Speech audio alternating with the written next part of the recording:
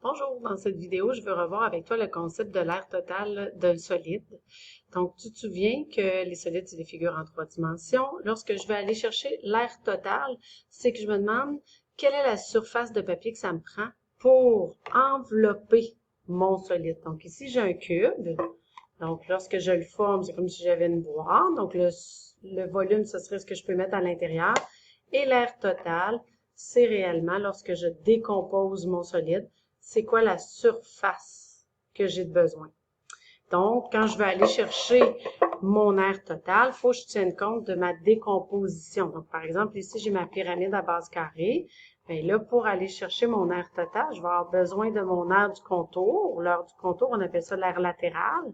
Et dans ce cas-ci, il va falloir que je lui additionne l'aire de ma base. Donc, pour une pyramide, je vais toujours avoir l'aire latérale plus l'aire de ma base. Pour un prisme, bien, ça va être la même chose, sauf que là, le prisme, souvenez-vous, j'ai deux bases. Donc, il va falloir d'abord que j'aille chercher mon aire latérale et ensuite, je vais lui additionner, cette fois-ci, deux bases. Donc, pour la pyramide, c'est l'aire latérale plus une base, mais le prisme, je vais devoir prendre les deux bases. Donc, par exemple, ici, j'ai un prisme à base pentagonale. Donc, si je développe mon prisme, on voit bien, ça ici, le grand rectangle, c'est mon aire latérale. C'est ce qui enveloppe le contour de mon prisme. Et j'ai mes deux bases. Donc, lorsque va venir le temps de faire le calcul de l'aire totale, je vais avoir deux parties à mon calcul. Je vais devoir d'abord calculer mon aire latérale, à laquelle je vais additionner l'aire de mes deux bases. Donc, allons voir techniquement comment je vais faire.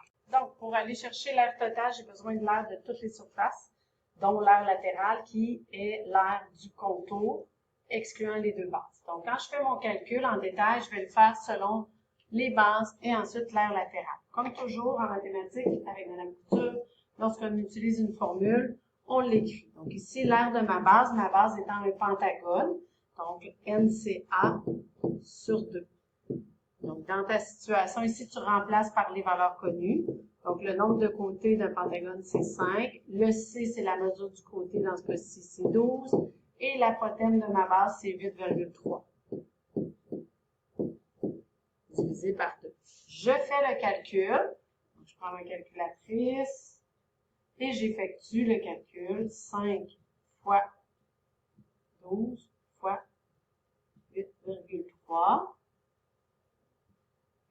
Divisé par 2, ça me donne 249. Ce serait la valeur de mon aire de base.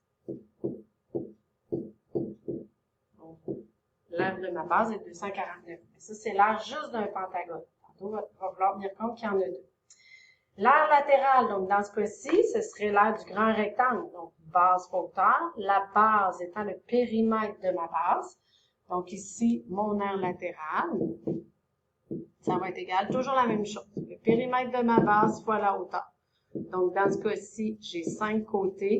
La mesure de chacun de mes côtés est en 12. Donc, ça, c'est le périmètre de ma base. Fois la hauteur, mais la hauteur de quoi? La hauteur de la pyramide. Oui, mais là, madame, c'est pas une hauteur. Une hauteur, habituellement, c'est quand on part d'en bas puis on va en haut. Non, la hauteur d'un solide, c'est vraiment quand je pars d'une base puis je m'en vais à l'autre base, peu importe comment mon solide est placé. Donc, ici, on va multiplier par 20. Donc, encore une fois, on prend notre calculatrice, on effectue le calcul. Donc, 5 fois 12 fois 20, ce qui va nous donner 1200. 1200 représente l'aire latérale. Rendu là, lorsqu'on a trouvé notre aire latérale, il nous reste à aller faire l'aire totale. Je vous ai dit, l'aire totale d'un prisme, ça va être l'aire latérale, plus 2 fois l'aire des bases. Donc, mon aire totale, ça va être l'aire latérale, plus 2 bases, donc 2 fois l'aire des bases. Donc, dans mon contexte ici, mon aire latérale, c'est 1200. Donc, l'aire latérale, c'est 1200. Tandis que mon aire de mes bases, c'est 249. Donc, je vais faire le calcul. Donc, j'écris mon aire latérale 1200, plus, on n'oublie pas que j'ai deux bases, celle du bas, celle du haut, à 249. Et on effectue notre calcul. Donc, 1200 plus 2 fois 249, je fais mon calcul. Donc, selon la priorité des opérations, on commence par la multiplication. Ça me donne 498. Et je fais la somme des deux éléments, 1698. Et ici, on a des mètres, vu que c'est l'air, c'est des mètres carrés. Donc, on décompose toutes les étapes de notre calcul, mais essayez toujours d'y réfléchir.